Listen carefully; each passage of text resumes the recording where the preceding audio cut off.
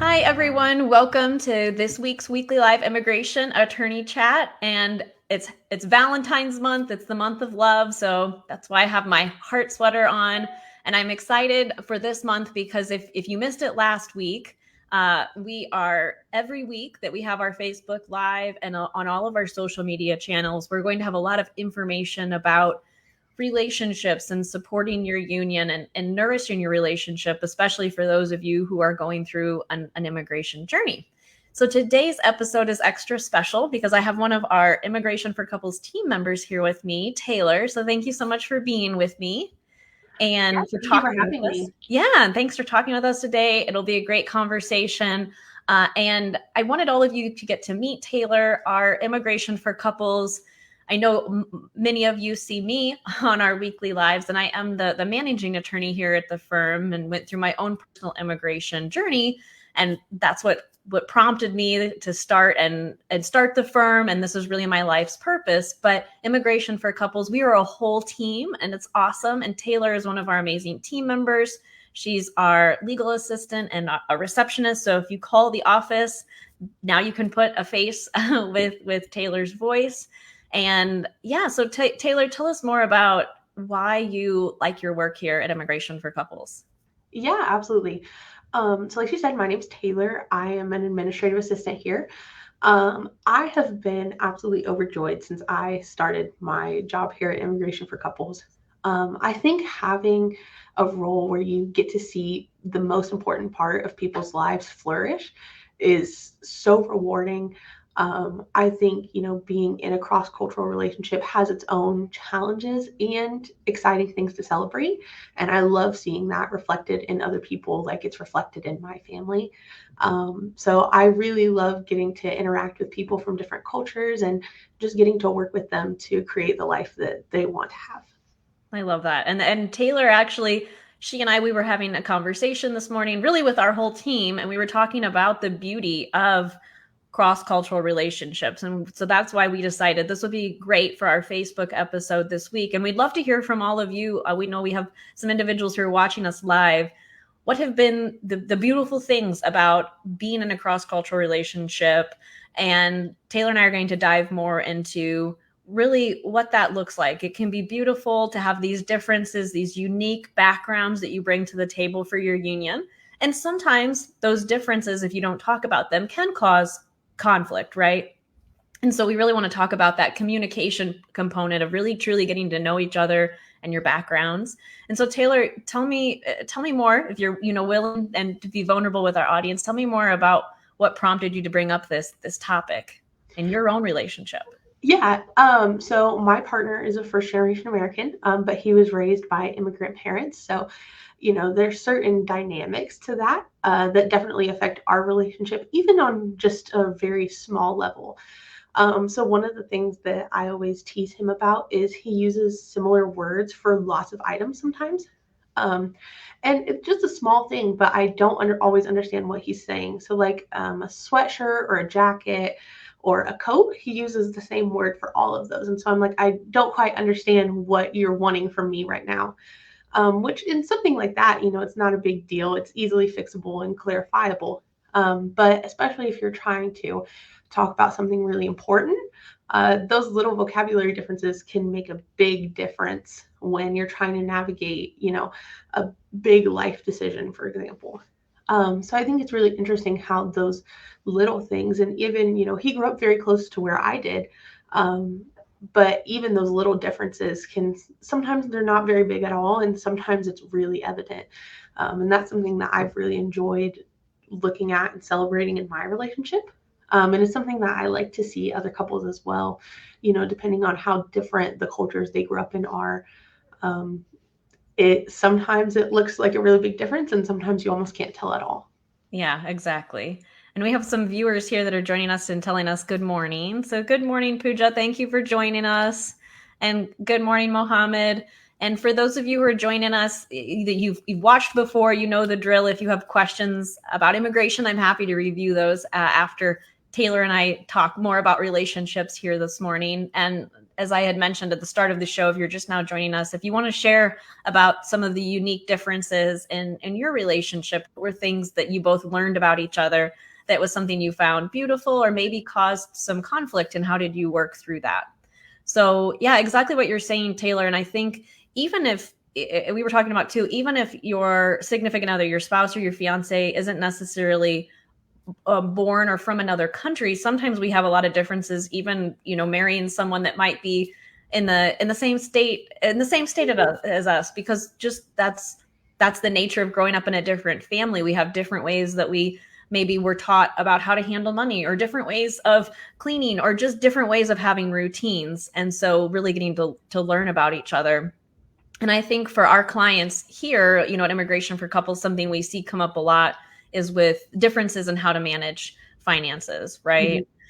And whether or not things have to be joint, or maybe sometimes people like to have things separate. And so there's a lot of different conversations that couples come across, especially especially in cross-cultural relationships. Did you have any other examples or anything else that you have noticed in your own relationship or life? Yeah. First of all, I think finances is a great example of that. I think the great thing about it is no matter which way you decide to go, it can work as long as you're open and communicative with each other. So, for example, something that I experienced in my relationship was engagement periods were not common in my partner's culture. And so when we were getting ready to get engaged, I had to sit down and explain what that meant and what that signified.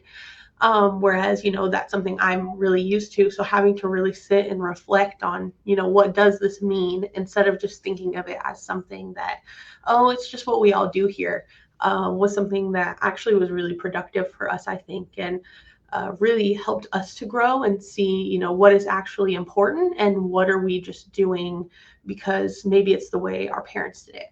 And Mm-hmm. not that that can't be celebrated in and of itself, but it's really allowed us to take the best parts of both cultures and blend them together and then keep our favorites. Yes. And that is what your relationship and your union is all about, is looking at you couldn't have said it. I couldn't have said it better, right? This idea of you have these two separate backgrounds, and really just making your own culture and your marriage and your union, and starting your own traditions. And even my husband and I, we say we have our own language. We do Mhm. a mix of Spanish and English words, and make our own language and our own culture. And so that's really what it's all about. And I think I would like to make sure everybody, that we have this conversation too, is that we hear things like living happily ever after, right? And having somebody that completes you. And while those are pretty sayings, I think it's really important to really look at that and realize that conflict is natural. Like living happily ever after, yes. And there's going to be things where where you don't agree and you have disagreements. And instead of turning away from those, or being sometimes I think people feel shame around the fact that they maybe have disagreements with their significant other. Would you agree that it's not Yeah, something you say, oh absolutely. yeah, I had, we got in a fight, right? Right, And absolutely. I think celebrating that and leaning into those difficult conversations is the key. And I know you and I were talking about that too. And just having open, honest communication. Like you were saying, your partner has different names or the same name for a whole bunch of different items, and that might seem little, but if you're both in a rush, Mhm. or you misunderstand one another, that can be frustrating, because sometimes one person might not feel heard, or the other person thinks that you're not communicating clearly. And leaning into that conflict, leaning into those disagreements, and really having honest, open conversations about what. Oh, and here's Lisa. She's one of our regular viewers. Good morning. I'm glad you made it. And having conversations about, those narrative bubbles is what I talked about last week. Like the thoughts that you have in your mind, thinking of them as like cartoon bubbles, and say, I am thinking X, Y, and Z, and I think you're feeling X, Y, and Z. What's true, and working through that, right? Yeah, I definitely agree. One of the things that we say in my house that I think is really important is we say, I may not always like you, but I always love you. Hmm. So remembering that, it's not always going to be perfect in your house, but really thinking about why you chose this person as your life partner is really important. And sometimes those disagreements are what make our relationship so special. life would be very boring if you had somebody that just agreed with you about everything. It would And be. I think those differences are what make our relationship so strong in a way. Mm-hmm. Yeah. I definitely agree. And I know I was teasing my husband the other day and saying, "Oh, it's Valentine's Day." And he's like, every day is Valentine's Day." And I said, "Yeah, you're right, because it really is every day making a choice to love that person. You're making that choice every single day. It takes conscious effort, intentional effort.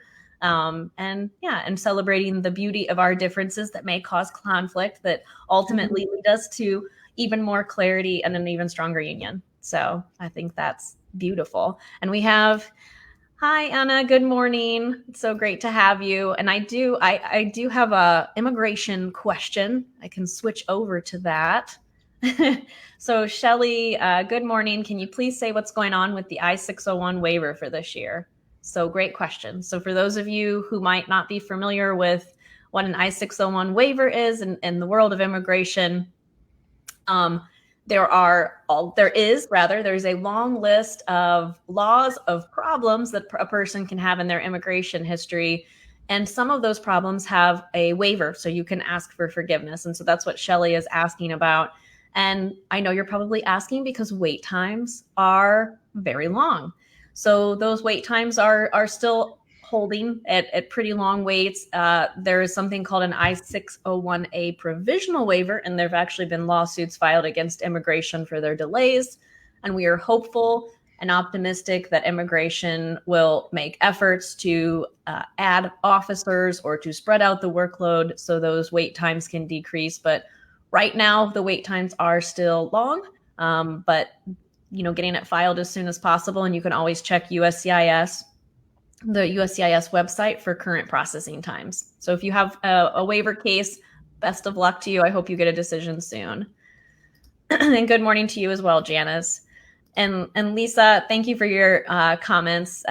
She said it definitely is a choice to love. It really is. You have to make that choice every day. It's not something that's always easy, but it is beautiful, right?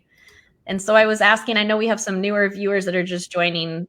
Taylor is our amazing administrative assistant, and she answers our phone. So for those of you who call the office, now you can put a face with her name. And Taylor and I were just talking about relationships, specifically cross-cultural relationships. She and I have both, well, Taylor is engaged. I'm married. We're married to individuals from different countries.